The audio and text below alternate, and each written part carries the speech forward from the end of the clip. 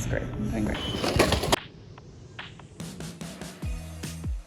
Hello, it's Irene. I am here in my apartment, aka Kaka Studio HQ, and tomorrow I'm going to Korea. I'm super excited. James has already been there for a week. I'm packing suits right now because I'm going to Korea for my brother's wedding. This time I have to bring like 2 different kinds of suits. I have to bring so many gifts for everyone. I wish I learned how to pack light, but I don't know why it's always a struggle for me to pack light. My mom keeps saying, don't bring anything, but how can you go to Korea and see my parents without bringing any gifts? We have 3 luggage and let's see what's gonna happen with that. I'm gonna try and pack light this time because this is my 4th time going to Korea in the past 12 months. So I'm gonna try and keep it down to 1 carry-on and then maybe like 1 collapsible bag to bring that I can like grow into. I am going to Korea for 2 weeks. I'm gonna spend the first week with James and then I'm spending the second week with my husband Nick, who'll be flying in.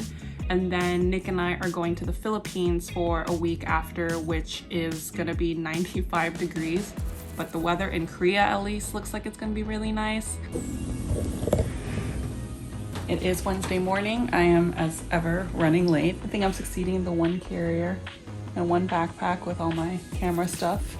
And then I have 1 little baby bag that I'm having Nick bring with him with all my Philippine stuff. Eee.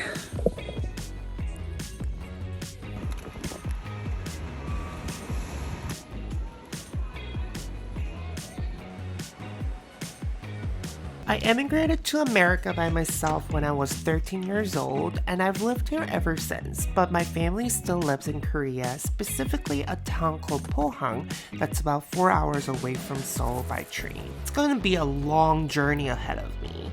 I usually take the cheapest option, which includes a layover, which makes the trip feel even longer. But thankfully this time I was upgraded to a direct flight from JFK to Incheon, which never happens to me. So hopefully my journey to home this time will be less stressful. Oh my god, my heart is pounding. I went to check in and it turns out my Korea passport is expiring in 4 days. I have 2 passports. I'm a dual citizen. I have a Korean passport and an American passport because my parents are Korean citizens, but then I was born in America. So when I was born, I had both. When you turn 18, you're supposed to choose. And then my parents obviously chose for me to be a US citizen because we were still living here, but then they opened it up so that you could apply to get your Korean citizen back. So I got both currently, but the downside about having 2 passports is having to manage both of them. Basically, I have to go and get my passport expedited and renewed ASAP as soon as I get to Korea, which is a thing I had to deal with last time when I had to get my registration card, my Korean ID card. In America, your passport can't expire within 6 months of you leaving, so it's going to be like they won't let you out of the country otherwise.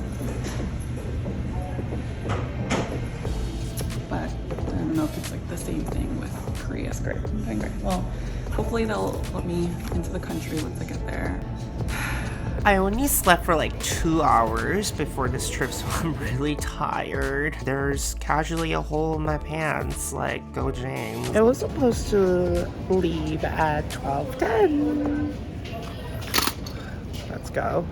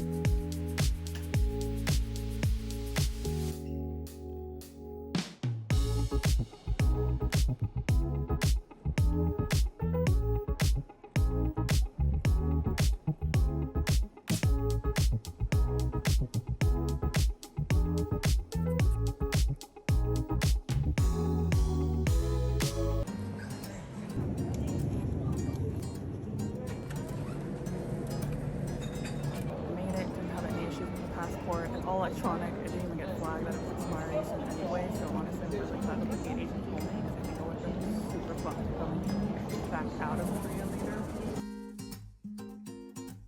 After almost 15-hour of flight, I still have about 4-hour long journey ahead of me, and just going through this subway panel was such a struggle, and there was like no one helping me around, and just like carrying this giant luggage around me to up staircase and different trains. Like, why is it so long to even get to the Seoul station? Like, I just wanted this journey to be over, but there are just so many staircases, like, Jesus. I was always envious of those who live in Seoul because they can just arrive in Incheon and like call it a day. But for someone like me, this extra leg of travel make me feel a little bit insecure about just like me being Korean and like even meeting other Koreans in America, because everyone's like, where did you grow up? And everyone will be saying Seoul, and like I don't even think a lot of people knew Pohang until I mentioned. As I got older, I became okay with the fact that I didn't grow up in Seoul, and I think there's an excitement of like exploring Seoul almost like as a foreigner. And look at my dad being so cute, and like he's dancing, and my parents, we were reunited. No matter how long the journey was, just seeing my parents and being at this Pohang station and just like hugging them in person, I will travel no matter how long the distance is. I'm down with just the Airbnb I'm staying in Queens. I was gonna take the airport railroad, which is about an hour and 50 minutes, but I think a lot of people faster to take the airport bus. They have tons that like go every few minutes to all parts of Seoul, so it's about 17,000 won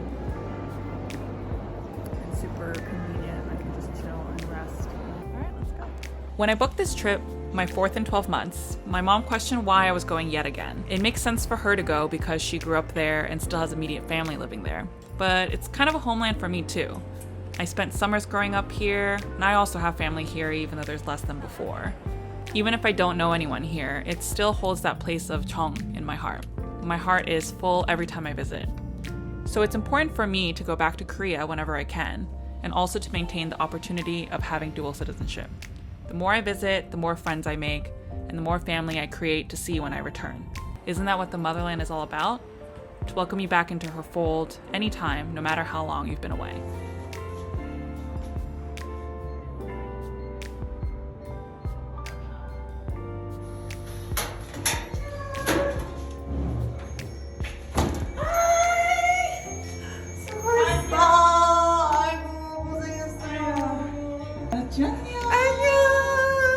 It's a perfect thing to add at the end.